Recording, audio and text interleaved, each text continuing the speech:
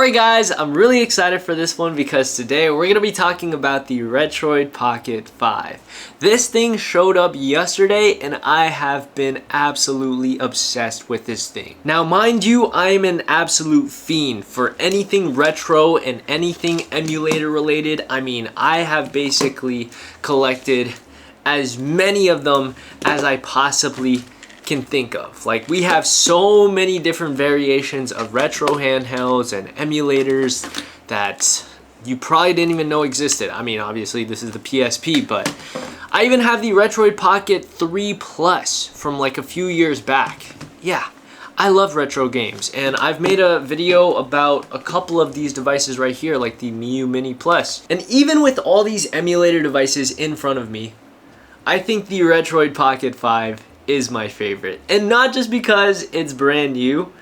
It might be partially because of that, but I mean, look at this thing. It's absolutely beautiful. This came yesterday and I instantly unboxed it and I was in love with it. All right, let's open it up. I'm super excited to see what it looks like. The Retroid Pocket 5. We got the quality assurance accepted tag. Came straight from China. So here we have the device itself. Wow. It looks absolutely gorgeous. The full glass panel on top. This looks even better in person. I've been watching so many videos on this thing and this thing looks beautiful. The shoulder buttons are very clicky, but the trigger buttons, they feel great. I don't know, a lot of people were saying that this device right here felt very uncomfortable because both joysticks are on the bottom, but personally, because I have very small hands, I think this might be okay for me. Alright, what else do we have? We've got the user manual, and then we've got the USB-C charging cable. USB-A to USB-C charging cable. What I've noticed from Retroid Pocket packaging is that there's not much to it. So I've had the last 24 hours to play around with the Retroid Pocket 5, and I have a few negative things to say about this device. First of all, it's not the most powerful device, and obviously you're gonna go into it knowing that it's not the most powerful device, so you're not gonna be able to run like AAA games or anything like that. If you want something like that, get the Steam Deck. But this is obviously made for retro emulators and Android apps that run natively on this thing, because at the end of the day, this is an Android device. I have Emulation Station running off this thing. It is like $6 to get a layout like this, which is the Emulation Station. It comes with different themes and stuff, and I've basically configured it to look to my liking, and I really do like how I've configured this thing. Okay, another negative thing is how much like setup that you have to do to this. I mean, a lot of people were making this a big deal as to how much work it takes to like set this thing up, but personally it doesn't even take that long. I've only had like 24 hours to mess around with this thing, and I've already installed a bunch of different things. Emulation Station, I've installed the different platforms like PSP, Wii, Nintendo GameCube, GBA games, DS, PSP, etc, etc. I've been having an absolute blast with it. I think part of the fun is actually setting up this device. I have a bunch of Android games because it runs natively on this. Super fun. Call of Duty, we've got Game of Dice, we've got different like racing games like Asphalt.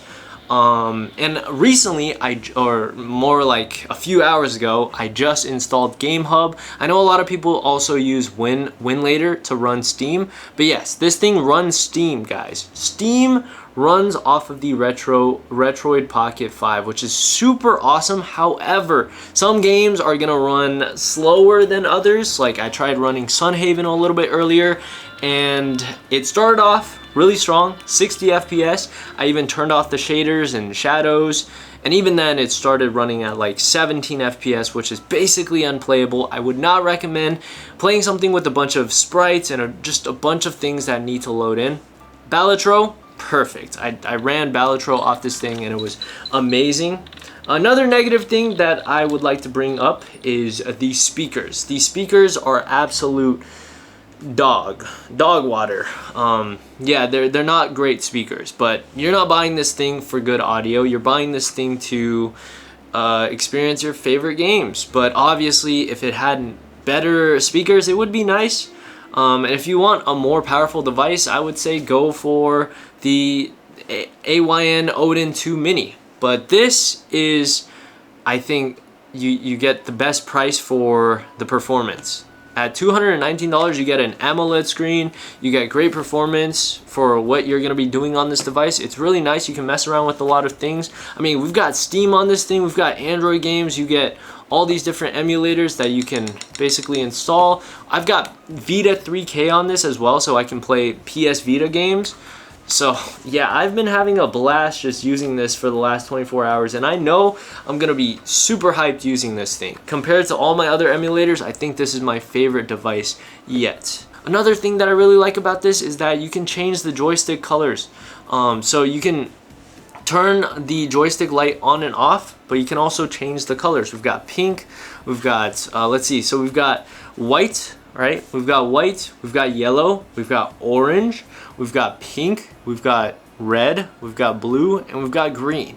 So I just think it's really cool that, you know, you got these little joystick lights, and also all the other different color options that you get with this device is pretty cool too. We've got the GameCube colorway, we've got the retro 16-bit colorway. The black colorway is also really nice because the gameplay just blends in with the bezels. And the full glass panel that you see up top is really nice too. Another negative thing that I want to point out, I mean, everything that I've been saying about this device is pretty positive. The joystick placement, I'm not really happy with that. I wish the left joystick was on top and the D-pad on the bottom like other devices would be, but I don't know why they chose to go with the joystick at the bottom. I mean, they made the same decision for the previous devices too. This is the Retroid Pocket 3 Plus, and the joysticks were on bottom. I don't know. The ergonomics are a lot better with this device though, because it has this curvature on each side of the device, and it also has these like little, I don't know, like little grooves, little texture going on. Overall, I mean, this feels premium compared to this piece of plastic, which is the Retroid Pocket 3 Plus, and also, it doesn't have, you know, the handle grooves. It's not comfortable to use. Like right here, like my fingers would start cramping up when I use this thing. Using this though, super comfortable. It just feels like a good grip. And because a lot of people were complaining about the ergonomics of this device, I even ordered their official grip. So that should be coming tomorrow. I'll basically do a quick unboxing and show you guys how it's like and whether I like it or not. But yeah, this thing is amazing. I really do like it. We can change the theme to be something different. We can go with iconic, and let's see what it looks like. So we're going with the iconic theme. This is what the iconic theme looks like. It's so cool, guys. I like the fact that it has like different themes like this. I think that's so cool.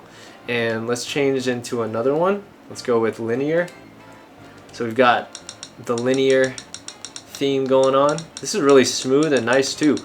Also, with the Emulation Station app, you can force games to run at 60 FPS, which is super nice. It makes things run a lot smoother or look a lot smoother. I still have to install like shaders and stuff. A lot of people will talk about like how shaders make the old games look so much nicer and smoother and just more beautiful. I will have to look into installing shaders.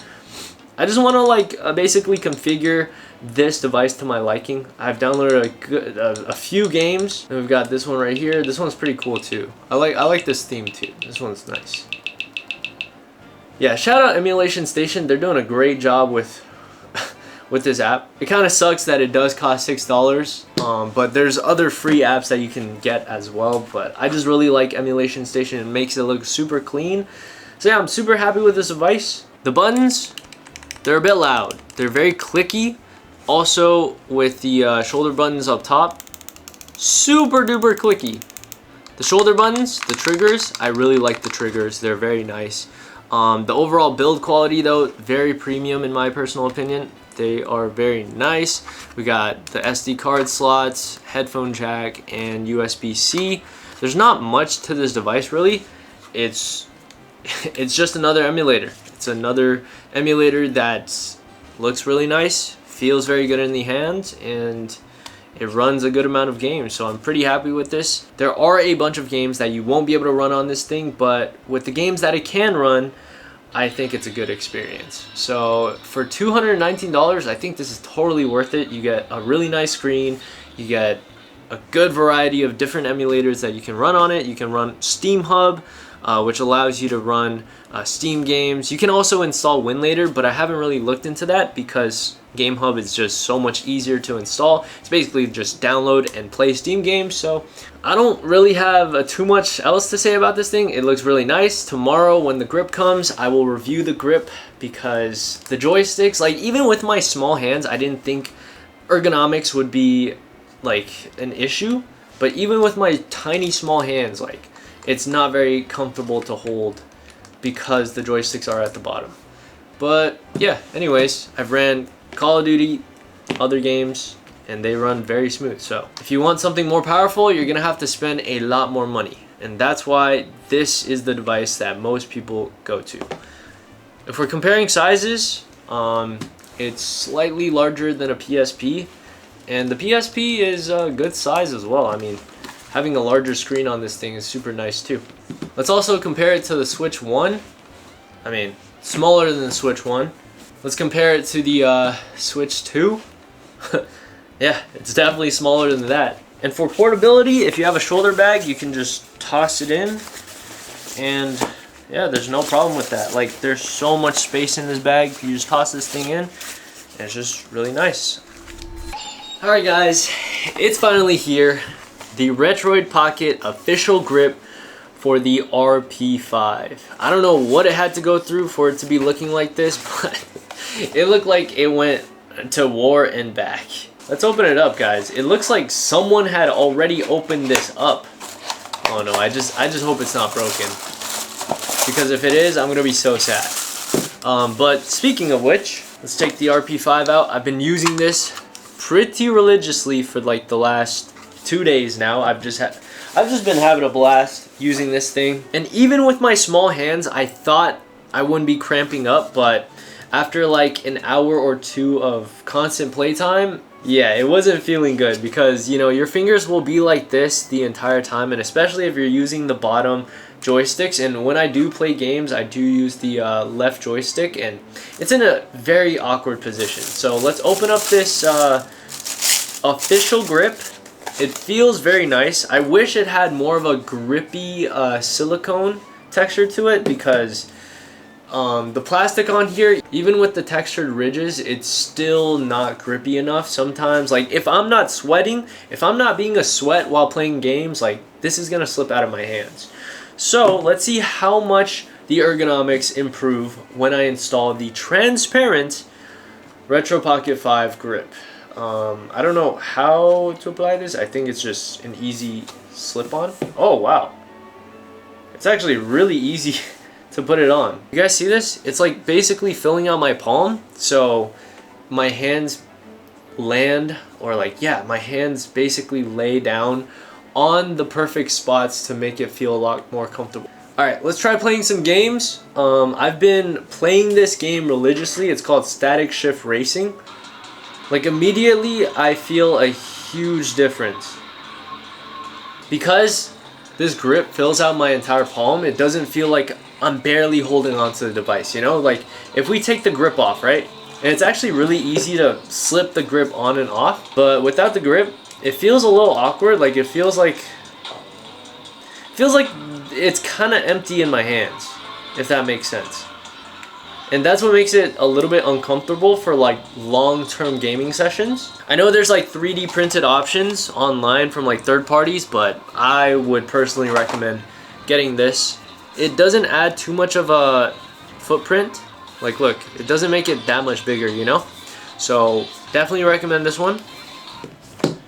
And they have 3 different colorways. They have black, they have translucent, which is the one I'm using right now. It's like a clear white plastic. and they also have the purple GameCube colorway. So yeah, pick and choose depending on which colorway you end up going with. All the fans are right here instead of over here. So I think it covers a little bit of the speakers, but this grip was made officially by Retroid, so I'm sure they know what they're doing. So I'm not even gonna complain. Although I will say, like, if they knew what they were doing, then why is this joystick on the bottom? I wanna see improvements with Retroid Pocket 6. Like, you have impressed me a lot with this. If the 6 comes out, I might have to check it out. But right now, this is gonna be my main emulator device.